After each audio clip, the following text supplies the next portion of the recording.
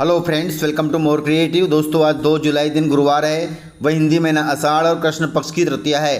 तो चलिए शुरू करते हैं आज की बड़ी खबरें। यदि आपको खबरें पसंद आए तो वीडियो को लाइक जरूर करिएगा और इसी प्रकार की खबरों के लिए चैनल को सब्सक्राइब कर बेल आइकन पर क्लिक कर दें। दोस्तों, खबरें पूरी पाने के लिए वीडियो अंत तक जरूर देखिए और आप हमें प्रदेश के किस जिले से देख रहे हैं कमेंट बॉक्स में जरूर बताइएगा। गाइस, जापान की प्रधानमंत्री का भारत दौरा 1 जुलाई से शुरू हो गया है। जापान की प्रधानमंत्री सानाए ताकाइची बुधवार को 3 दिन के भारत दौरे के लिए जापान की राजधानी टोक्यो से नई दिल्ली रवाना हो गई है।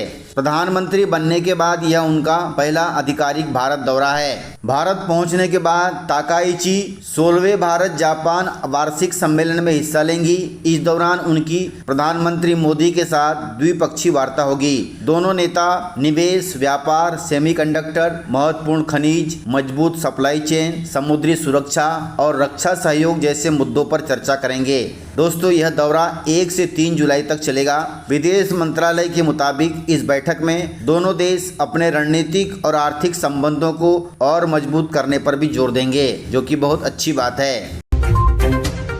गाइस, देश में 1 जुलाई से एलपीजी सिलेंडर सस्ते हो गए हैं। कच्चे तेल की कीमतों में उतार चढ़ाव के बीच सरकारी तेल मार्केटिंग कंपनियों ने आम लोगों को बड़ी राहत दी है। 1 जुलाई बुधवार की सुबह सुबह Indian oil company, Hindustan petroleum company और भारत पेट्रोलियम ने कमर्शियल गैस सिलेंडर के दाम 183 रुपये तक घटा दिए हैं। वहीं 5 किलो वाला सिलेंडर के दाम भी घटा दिए गए हैं। कच्चे तेल की कीमतों में आई कमी के बाद यह राहत दी गई है। हालांकि घरेलू गैस सिलेंडर के दामों में कोई कमी नहीं हुई है।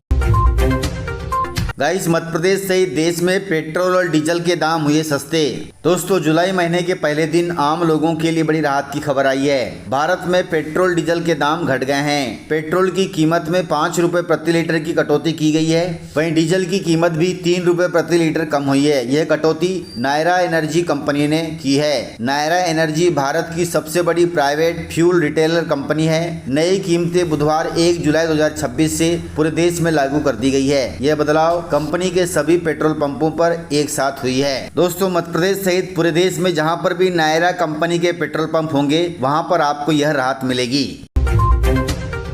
गाइस, मध्य प्रदेश के इस जिले में शादी पर लग गया है बैन। दोस्तों, मध्य प्रदेश के अशोकनगर जिले से खबर है। अशोकनगर जिले के टकनेरी और करीब 100 अन्य गांवों में शादियों पर रोक लगा दी गई है। जानकारी के अनुसार यहां एक महिला की हत्या के बाद ये गांव में शादियों पर एक तरह का अघोषित कर्फ्यू लगा हुआ है। इन गांवों की अनूठी परंपरा के कारण ऐसा हुआ है। करीब 1.5 साल पहले गाँव में एक महिला की हत्या हुई थी। इसके बाद से पूरे गाँव में शादियों पर कर्फ्यू लगा हुआ है। अब मजबूरी में गाँव की सीमा से बाहर जाकर शादियाँ करनी पड़ रही है।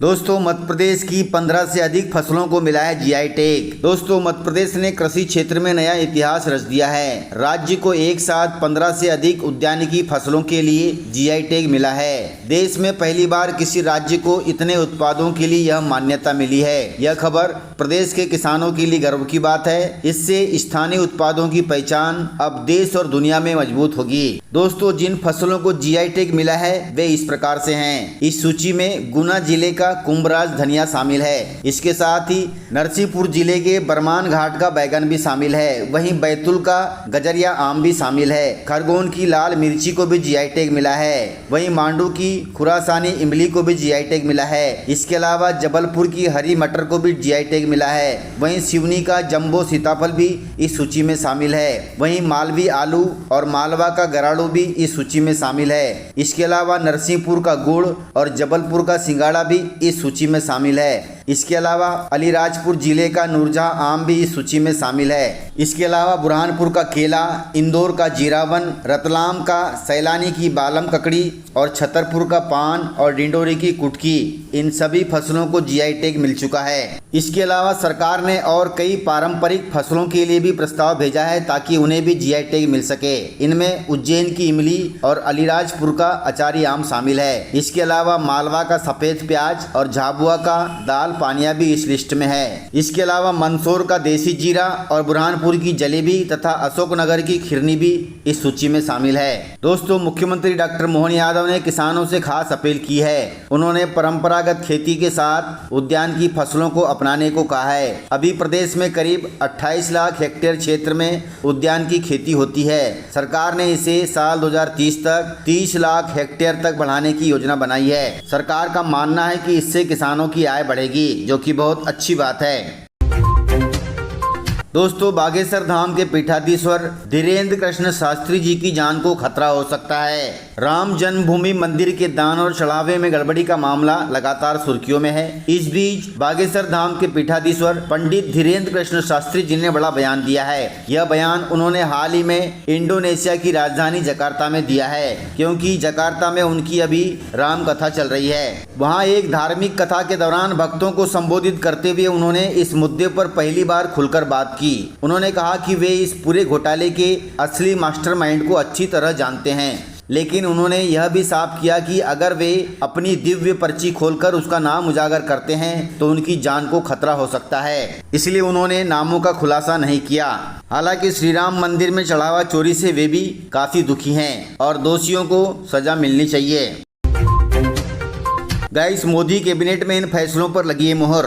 दोस्तों, देश की राजधानी दिल्ली और उत्तर प्रदेश के विकास को नई दिशा देने के लिए केंद्र सरकार ने अपने कैबिनेट में बड़े फैसले लिए हैं। प्रधानमंत्री मोदी की अध्यक्षता में हुई कैबिनेट बैठक में कुल 14,115 करोड़ रुपए के 2 महत्वपूर्ण हाईवे और टनल प्रोजेक्ट को मंजूरी मिली है। इसकी जानकारी केंद्रीय मंत्री अश्विनी वैष्णव ने दी है। इन दोनों परियोजनाओं से देश के इंफ्रास्ट्रक्चर को नई राह मिलेगी, जो कि बहुत अच्छी बात है। गाइस, मध्य प्रदेश के 1,85,00,000 लोगों को बिजली बिल में मिलेगी जुलाई महीने में राहत। मध्य प्रदेश के करीब 1,85,00,000 बिजली उपभोक्ताओं को जुलाई में आने वाले बिजली बिल में राहत मिलेगी। बिजली खरीद लागत के आधार पर वसूले जाने वाले फ्यूल कास्ट यानी एनर्जी चार्ज को 3.91% से घटाकर 1.11% कर दिया गया है। इससे बिजली बिल कम आएगा। ये नई दरें 24 जून के बाद की बिलिंग पर लागू हो गई हैं। इसका लाभ घरेलू बिजली उपभोक्ता, गैर घरेलू बिजली उपभोक्ता, कृषि और औद्योगिक सभी श्रेणी के बिजली उपभोक्ताओं को मिलेगा, जो कि बहुत अच्छी बात है। गाइस, मानसून को लेकर बड़ा अपडेट आया है। जुलाई में भी सामान्य से कम होगी बारिश और बढ़ेगा तापमान। दोस्तों, देश के कई हिस्सों में भीषण गर्मी और कमजोर मानसून ने लोगों की परेशानी बढ़ा दी है। इसी बीच भारतीय मौसम विज्ञान ने जुलाई के मौसम को लेकर नया पूर्वानुमान जारी किया है। मौसम विभाग का कहना है कि फिलहाल देश में बारिश की करीब 40% कमी दर्ज की गई है, लेकिन अगले 7 से 10 दिनों के दौरान होने वाली अच्छी बारिश से इस कमी में कुछ सुधार हो सकता है। इसके बावजूद पूरे जुलाई में देश के अधिकांश हिस्सों में सामान्य से कम बारिश होने की संभावना है। मौसम विभाग के अनुसार इस बार जुलाई में केवल बारिश ही कम नहीं रहेगी, बल्कि कई राज्यों में तापमान भी सामान्य से अधिक रहने का अनुमान है। ऐसे में लोगों को उमस और गर्मी से जल्द राहत मिलने की संभावना कम है। दोस्तों, इस प्रकार से खबरें थी। यदि आपको खबरें पसंद आई हो तो वीडियो को लाइक, शेयर और सब्सक्राइब जरूर करें। तो मिलते हैं सर अगले वीडियो में, तब तक के लिए जय हिंद, जय भारत, जय एमपी।